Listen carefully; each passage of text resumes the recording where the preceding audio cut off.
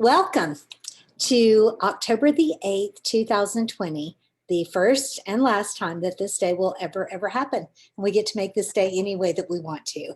I'm Lauren Foster. I'm a happiness teacher, and I'm your host for the How to Choose Happiness and Freedom show. And I am so beyond excited about my guest today. She's Karen Flaherty. She is the best-selling author of Getting to Know You, all about human design. And that's what we're going to talk about today. So say hello, Karen. Hello. It's so nice to be with you. I'm so happy. You're, as I've said everywhere, you're my new favorite person. I'm so happy that I met you. Karen and I met because we are both authors in a book project called The Art and Truth of Transformation for Women, which is going to be released on October 20th. And that's the day that you want to go and buy the book. Don't go buy it now. Buy it on the 20th because that date will be 99 cents on Kindle, and you'll get 35 plus free gifts with this. These will include personal coaching sessions, ebooks, video series, courses, all kinds of priceless free gifts will come with this on that day only on October the 20th. So don't worry, I'm going to remind you again. But that's how Karen and I met, in this amazing group of women who are just, collaborating to create this amazing book. So welcome, Karen. Tell us about you. Tell us who Karen Flaherty is. Oh, thanks, Lauren. And thanks so much for inviting me to be here. I really appreciate it. It's always fun to talk to another author and somebody who appreciates that we're all in the midst of transformation, right? And so I was happy to be invited into the book also because it allowed me to tell actually a very dear story of mine, a very I hesitate to say now, but vulnerable story in my life that led to the transformation that led to human design, right? So it's all, when you kind of look back at it, it's like, wow, all of that happened. And I really wasn't, I was the butterfly at the end, but in the middle, it was a little messy. And so you get to go through this entire transformation. I started out in New Jersey, the oldest of 6 kids, big family, not a lot of money. And, but education was really important to both my parents, because neither of them had well, my father went to college for a while, but he didn't graduate after the GI Bill. So education was important to them. They knew it was the way to making more money and having a better life. And so they wanted that for all of us. So for that, I'm always grateful. And then I did get a scholarship to a great university. I went there. I graduated, but I just wasn't really sure what I wanted to do. I'd started out pre-med, like a lot of other people at Penn, and quickly pretty much dropped out after biochem. And that was enough of that. So I went into hospital administration basically, and took a lot of courses in that. And so that was, I took all the graduate courses I could in that, graduated, and then couldn't find a job because it was 1978 and we were just getting into a little mini recession, I guess. Anyway, went into retailing, a bunch of other jobs in New York City. And so kind of worked my way through, always listening, in a way, listening to my gut, but of course, listening to everybody else around me too, right? Who, everybody else had a different opinion about what I should be doing. It's like, Karen, you're bright. You should be more than a secretary. You should be more than this. You should be more than that. Meanwhile, in 1978, if you couldn't type and you were a woman, it didn't really matter what else was up here. Right. And what else was up here was not very happy about what was going on with the typing. Right. Everybody graduated from a great, wonderful university. It was like, this is crazy. So I, basically plotted my way through and worked my way up, and but never really got to the corner office. I got had great jobs, really interesting people. I loved working in New York City. I loved the travel. I loved the limos and wonderful dinners and all of that stuff. But that gets tired after a while, And so I finally left the city. I got married by that point, but that took a while too. I didn't get married till 37, and then found my way into basically remote positions where I could work at home. And we I'll just say quickly that we couldn't have children, and so we tried to adopt, and we had 2 foster children for a year, and unfortunately the adoption didn't work out, so they had to leave us, and that's what the story is about in the book. So getting past that and getting, kind of getting back to work and trying to find something else that I was really passionate about was kind of elusive at that point, to be honest. I was pretty much in the midst of the grief. And then when I did find human design, it was the beginning of 2009. I just went down to a lecture in Princeton at a wellness center and heard my teacher talk. And she's like, at the end of it, she said, because she was actually talking about another book, and she said, I do this thing called human design. If you want a chart, go get one.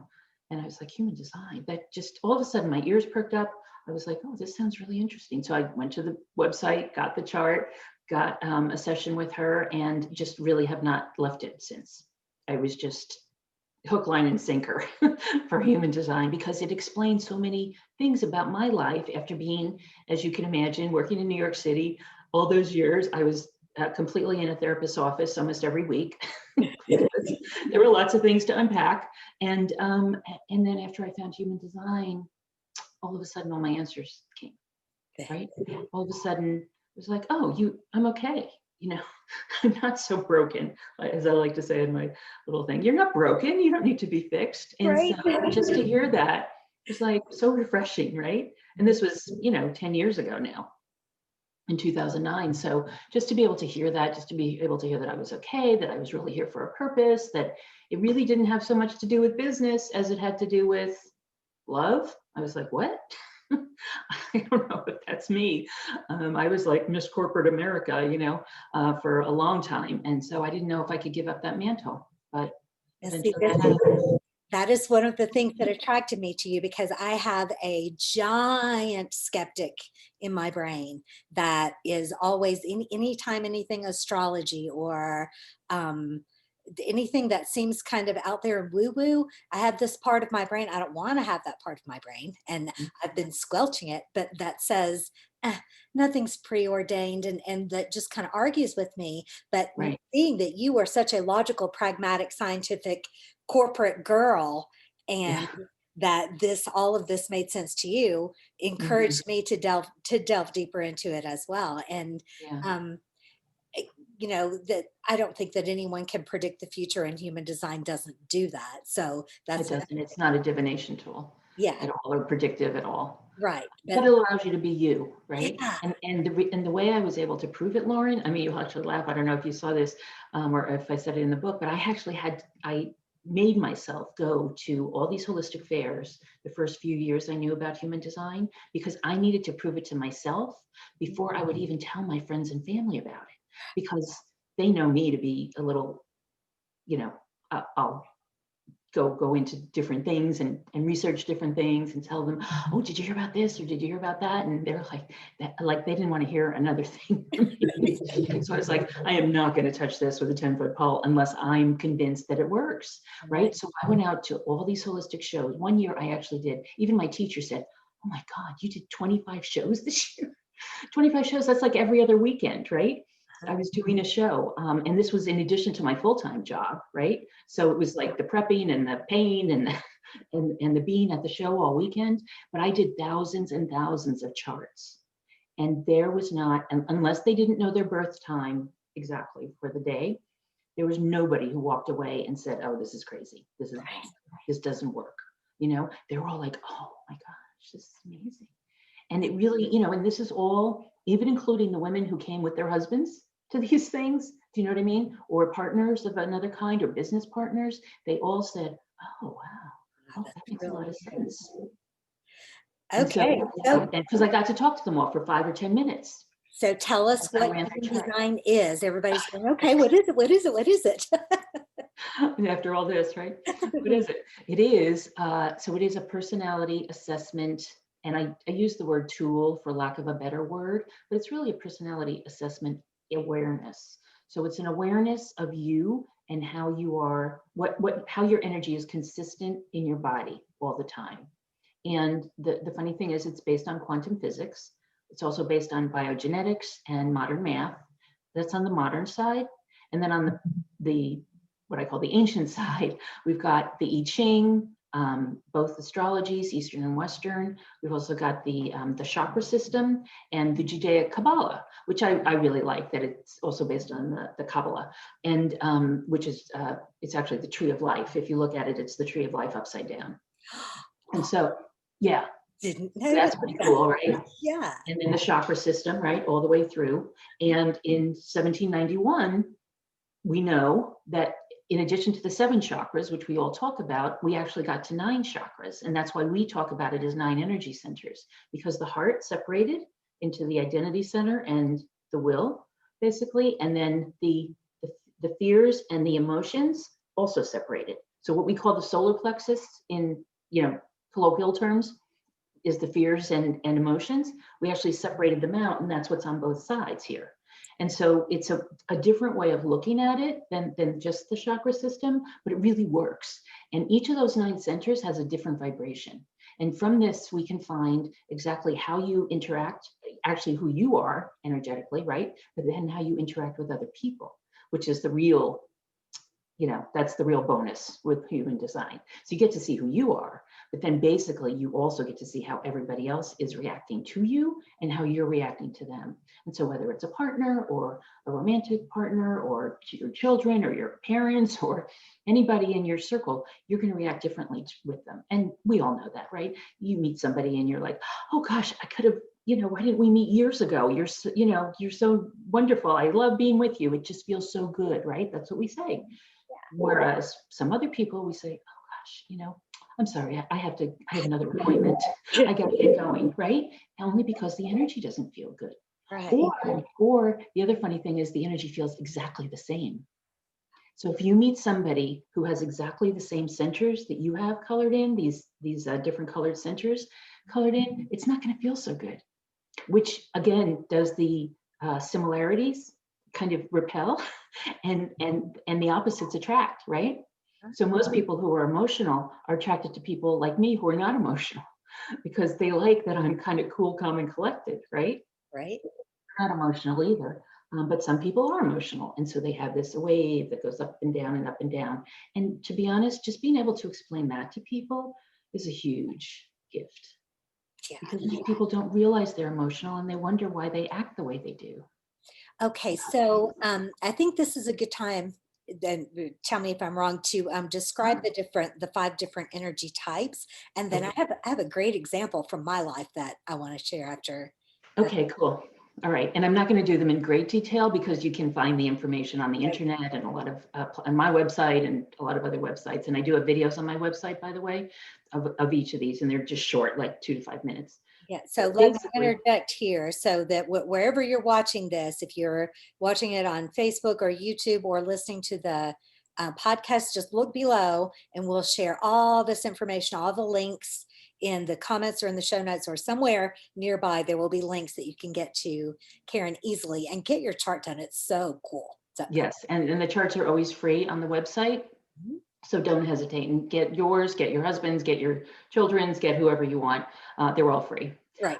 So the 5 different energy types are, I usually start with the first one, which is the manifester, that they're only 8 or 9% of the population, and they're here to start things. They're here to get things started, whether it's a project or a business or a community event or things like that. They get things started. We call them the initiators. As well as the manifestors. The next 2 types are the generators and manifesting generators. Together, they're 70% of the population. So that's the majority of us. I happen to be a generator, a pure generator. And so the difference or the similarity between the generators is that they all have this red sacral colored in, and that gives them the energy to basically go and go and go. And so in old times, we were the farmers, we were the factory workers, we were the laborers. We basically have built the countries all around the world and done it, for many, many years. The difference is that the generators do not have throat energy, or at least it's not connected to a motor. And the manifesting generators do have throat energy. It's connected to a motor. It gives them the ability to speak at least clearly, loudly enough. And if they needed to yell across a playground, they could. It's those kinds of people, or raise their voice in a restaurant or a bar to get whatever they want. Those are the manifesting generators. And generators tend to be a little more quiet. That we try to talk, we try to be heard, but it doesn't always work. But they both have a lot of energy every day. And then there's the projectors. They're about 20% of the population. That's what Lauren happens to be. And projectors are here to be wise and to guide and direct the energy of others. And they're really very wise people. They have the answers to almost everything. They're really good consultants and architects and salespeople and teachers, professors, because they have that wisdom. And then the last type are reflectors, and they have, of all these energy centers, it's all white on their chart. So they literally are only 1% of the population, and they're reflecting back to us whatever is in our environment. And so they kind of help us tell whether a community is healthy or not. So they have a very different role, but they play it well. Right. Okay. So, Those are the 5 types. as a projector, so I only have 2 energy centers that are filled in at all. So basically, this means that I just don't have I don't have energy to spare, right? And Right. so that I need to be really selective about how I spend my energy. So I have a friend who comes here to help me around the house.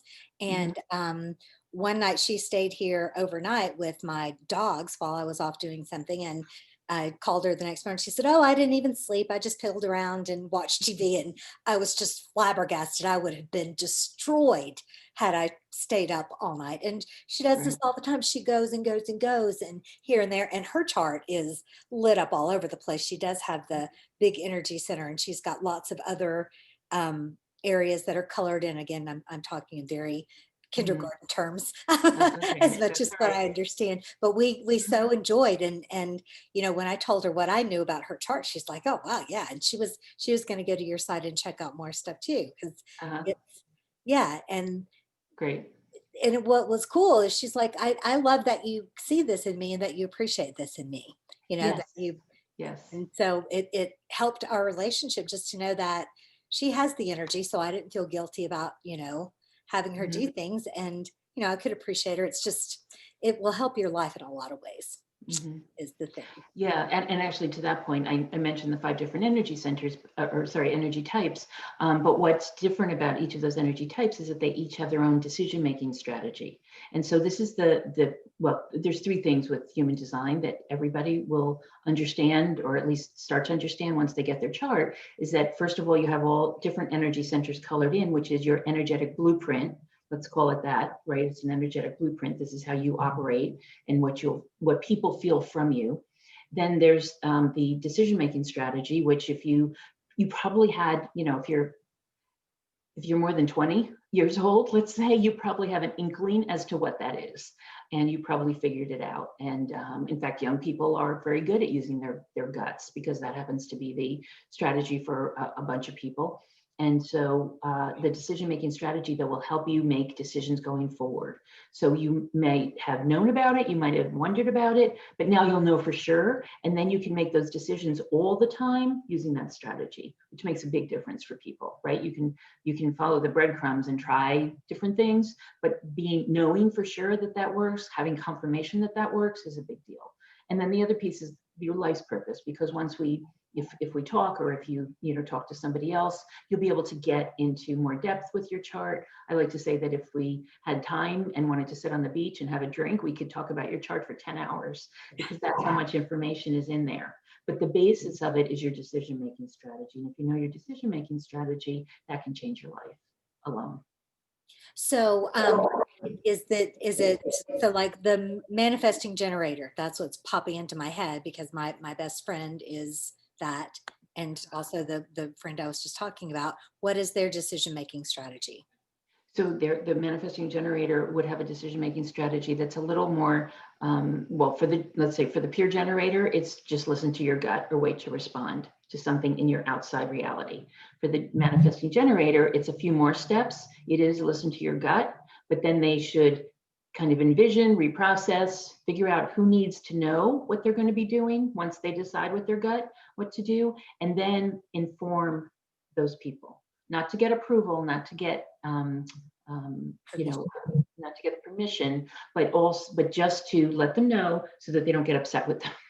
Because manifesting generators are usually doing a lot in a day, and so they need to let the people know who would be affected by the decision, right? I Let's love say that. look and enact. So they have a few more steps, but because they're manifesting generators, they can do them quickly. Right. That in your book, it said so that those people can either help or get out of the way.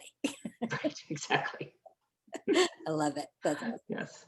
Yeah, Yep. I tend to be pretty blunt sometimes, but people like that, because I don't like to, you know, go around the bush and make big proclamations or make believe I'm some kind of an expert or guru or something. I'm not. I'm just very pragmatic, and I just want people to get to if you want to get from point A to point B, I'll tell you the fastest way to get there.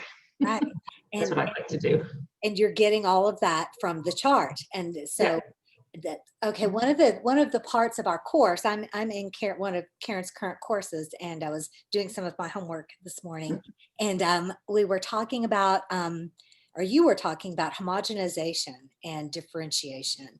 And I think that the blue pill and the red pill, I think that's just fascinating. Can you share about that a little bit? Well, so we all, whether you look at the educational system or basically any societal system that exists, Mhm. we are all taught to be the same. And we're not the same. We might all be part of one big, think of it as a big circle. Actually, I saw somebody describe it the other day that we might all be part of this one big circle, but the 3.1417 pi, it goes on and on to infinity, uses every combination of numbers. Did you know this?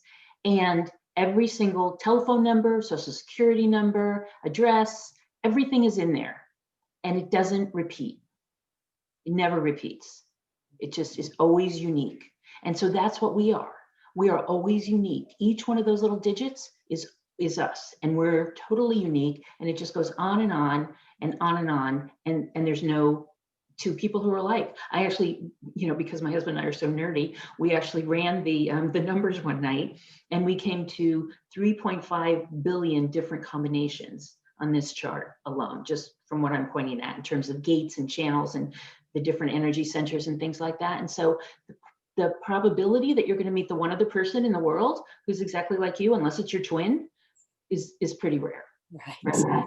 And so we're all unique, but we're raised to think that we all should be doing this, or we all should be doing that, or we should be the Nike Just Do It people, or we should be following Tony Robbins and just getting up every day and pushing forward and everybody devil may care kind of attitude.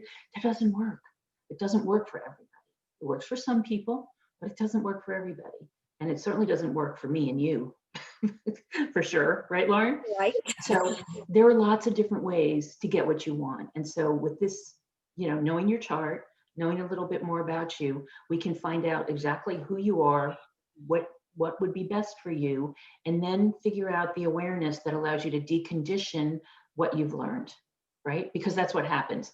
The deconditioning occurs from early on. As soon as you're in the cradle and your mother's saying, "Oh, don't cry, don't cry." Well, babies are supposed to cry. There you go. That's your first conditioning, right? Right. And so what we need to do is learn to be ourselves in the moment without the conditioning that we've been conditioned to have all our lives. And everybody was well-meaning. I always like to say that as a caveat. Our parents are usually, our parents are teachers, and I say usually because some parents just shouldn't be parents anyway. Yeah. But there's the parents, the teachers, the friends, everybody you come in contact with in the first 20 years is trying to give you some advice, right? But they don't know you. They don't know who you are. And they don't know if you're a red pill or a blue pill, right? They don't know if you're, what did you call it? You don't want to be homogeneous. Most people, well, everybody I know doesn't want to be homogeneous, right? We all want to be a little bit different. And maybe it's because we get to this golden age, right, of wanting to be ourselves, and we realize it's okay. But the homogeneity within the society is tamping all of our real genius down, and it's a shame. And it's got to change. And I think that really part of what's going on right now is that homogeneity is going out the window, because those of us who know a little bit, who can help other people, who can help them through, guide them through this period. Also be aware, be an activist, be talking, just having discussions with people, so that we realize that it's all going to be okay. This is just what we needed to go through. The earth needs to heal a little bit, but so does society. And there are a lot of, I'm not going to get political, but there are a lot of things that aren't working that come to the surface. And they're coming to the surface now. And so it's really up to us, to know who we are, know our values, know what's important to us, right? Stand in our value, and then allow ourselves to take the steps that we need to take so that we can help whoever we can. Yeah, loved in our class you called, I don't know, are you hearing that audio or is that just me? It was I don't hear anything. okay. You called us way showers and light workers, which I thought was just awesome. The people they're showing the way, and I do think that we are, as a species, figuring out that life's too short not to be who you are. Life is too short to spend your time trying to be what someone else wants you to be. And so that realization is like the most important step, but then you're helping us to actually do it, to actually figure out who that person really is and how we can step into being that person. And it is so freeing and so empowering It to is. look at things in this way. And I want this for everyone, Yeah, exactly. And me too, and that's why the more I can spread the word, the more podcasts I can do, or courses I do, or whatever, that's just my mission, is to let people know how wonderful they are, how they were born perfectly, nothing has changed, and how they can really live into who they are. And really, Lauren, it's interesting, because once you know who you are and you know who you want to be, there's not one of my clients who doesn't say, oh, how can I help other people with this? Right?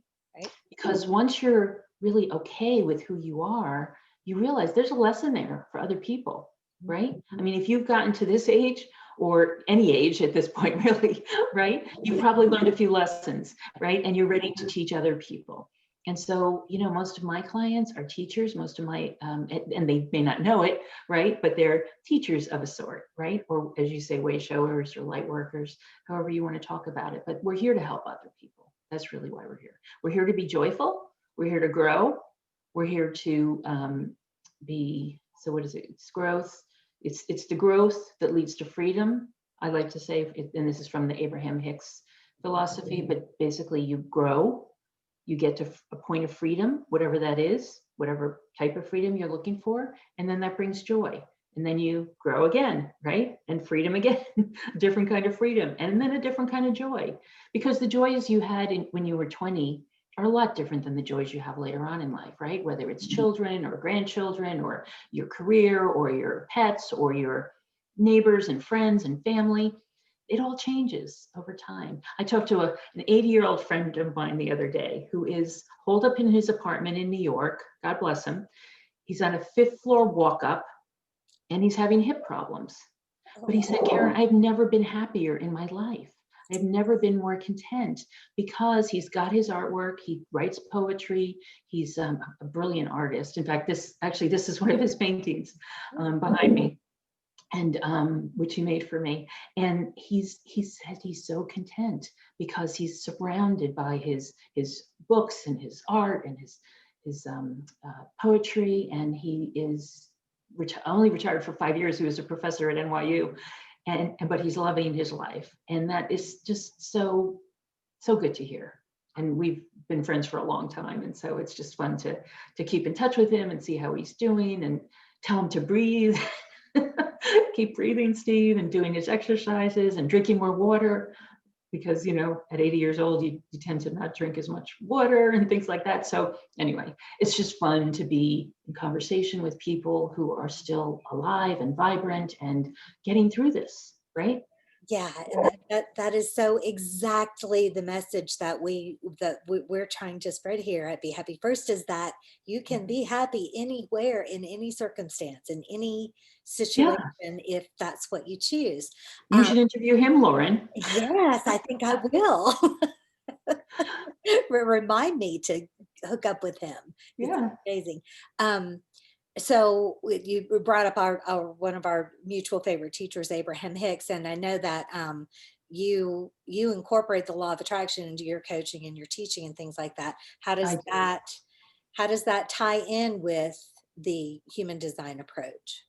Well, I mean, I had been studying I've been studying law of attraction for 10 years when I heard about human design. So my very first question after I was talking with my teacher was, does this work with the law of attraction? And she said, yes. And I was like, "Phew, thank goodness, because if it doesn't, I might have to say goodbye right now." Right. Because the law of attraction was working for me in my life, and I was really happy with the results. And so, so yes, it works beautifully with this because in fact, that the big yellow diamond in the middle is all about attraction. This is literally the love and direction center, self-love and self-direction center that we all attract into, whether it's colored in or not on your chart. So I know yours is not colored in, mine is, Lauren, but whether or not it's colored in, that's your source of attraction. That's in our parlance, we call it the magnetic monopole, but it's only attracting. It doesn't repel, right? It only attracts. Right. So you get to decide what it is you want to attract into your life. And it works beautifully with human design. And so what I suggest to my clients is that they make lists as you would, the shopping list, right? Make a list, 10, 12 items at the most in a particular area of your life, whether it's career or relationship or a prospective relationship that you'd like to get into.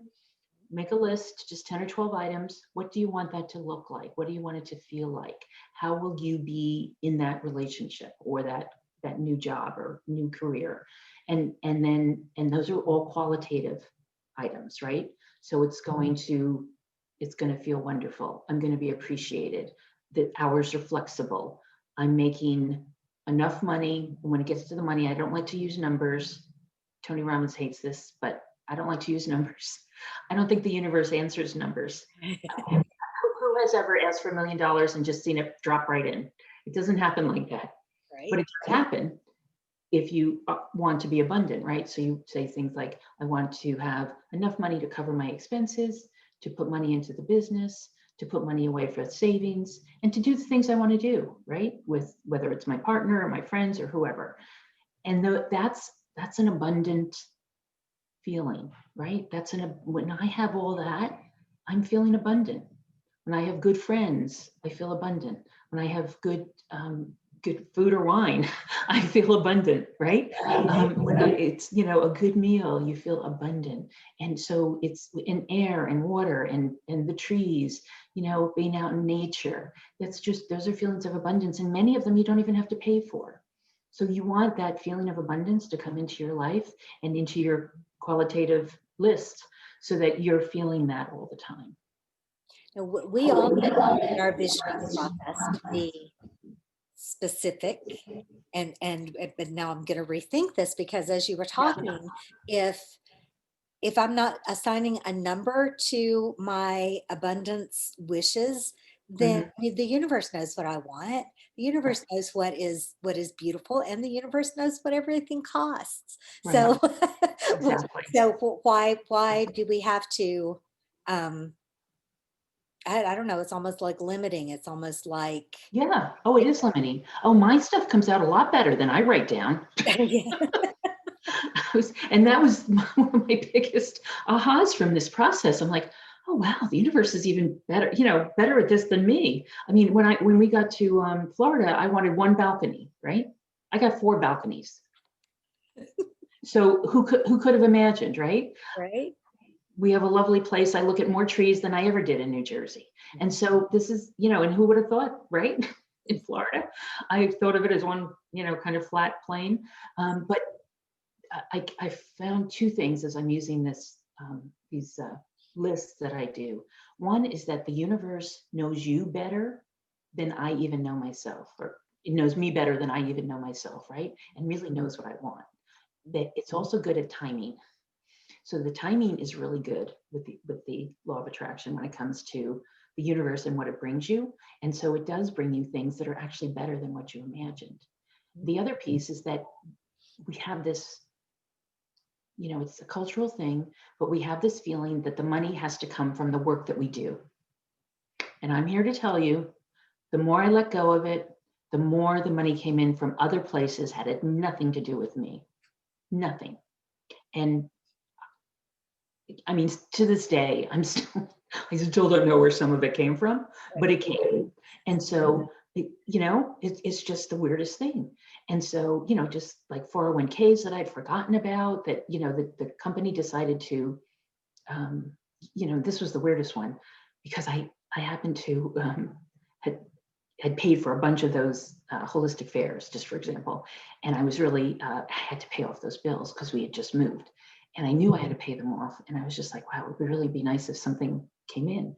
All of a sudden, my employer from New York, from 2001 that I left, I should have been getting like, and I'll just say the numbers because it's just kind of weird. But I was supposed to be getting, whenever I retired, or after 65 years old, I guess, $150 a month, because we'd only been, I'd been there a long time, but we had only been merged with that company for a few years. So the pension wasn't much.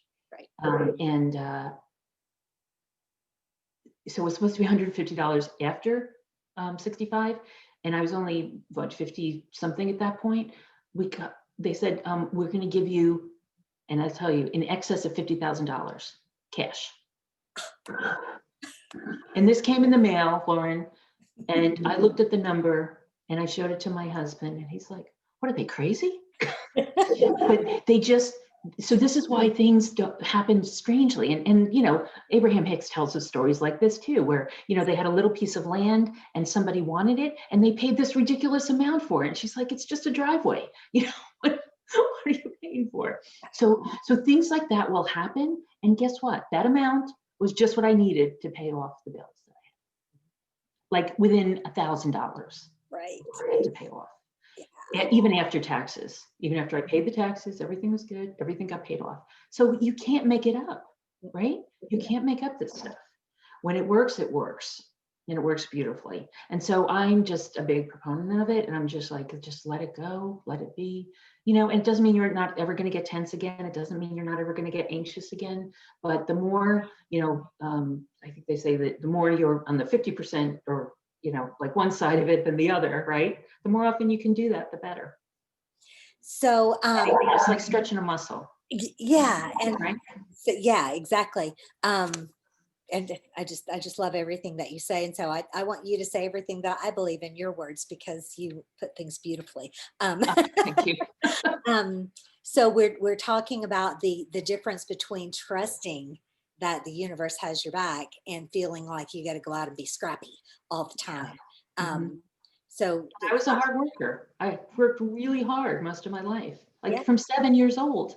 We had a tree business. My father had a tree business on the side. I was working from 7 years old. I thought that's how you made money. That's only how you made money, was to work. And nothing wrong with work, all you manifesting generators out there running your No, I'm still in favor of work, but yeah, but so work that feels inspiring, work that feels fulfilling, work that feels connected with who you really are, and being in a place of allowing all the abundance and feeling deserving of all the abundance. Well, that's the other piece. Yeah. So how do we? So that I can just picture a lot of people going, that would never work for me. How do you teach your clients to have that feeling of worthiness, that feeling of deserving? Well, and it does show up in the chart. There are some people who do feel as if they are worthy, kind of from the get-go. They have the confidence, they have the ego, but those would be people who have this little red triangle filled in. That's the will center. I call it the will center. Some people call it the heart center or the ego. I don't like to say people don't have a heart. So Right. Most of us do have a heart. So I like to call it the will center, but it's all about willpower and ego and self-worth and money. And so for those of us who don't have it filled in, which is about 2/3 of the population, don't have it filled in on our charts. And so we don't come in feeling worthy. We don't come in feeling like we have self-esteem, like we're confident. It takes a lot to build us up. But once you can realize that you don't have anything to prove, Lauren, you really don't have anything to prove. You don't have to prove you're a good mother or a good sister or a good daughter or good employee, good student, none of that. You don't have to prove it. You are worthy, you are valuable, you do come in with this worthiness, and there's nothing you have to do to prove it. And so once you can realize that, then you can start setting boundaries. So it's kind of a two-step process. So first you start feeling worthy, and you don't have to prove anything, but then you want to set boundaries. Because what happens with people with the open will center, when it's white on your chart, what it means is that it's easy for people to ask you to prove yourself, right? So whether it's your parents or your siblings or your teachers, you always feel like you're proving yourself as a kid. And so you don't feel deserving, right? You don't feel that worthiness. And then you don't set boundaries.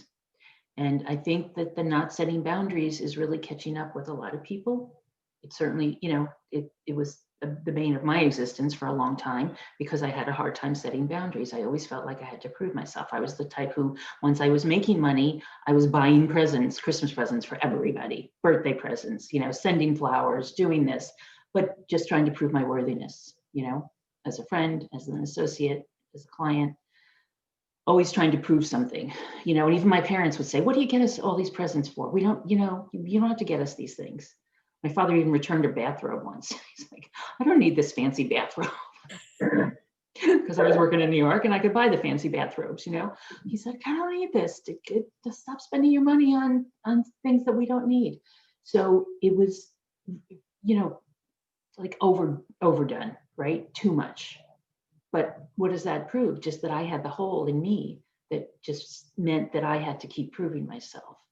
So it's really good when you start feeling you're worthy. You stop buying the presents. You can clip that out. Yeah. You stop buying all the presents. You stop showing up at all the birthday parties that you really don't want to be at. You go to the events that you really want to be in. You stop showing up for the Chamber of Commerce things at 7:00 in the morning that you really don't believe you're going to find anybody that you really want to talk to anyway, right?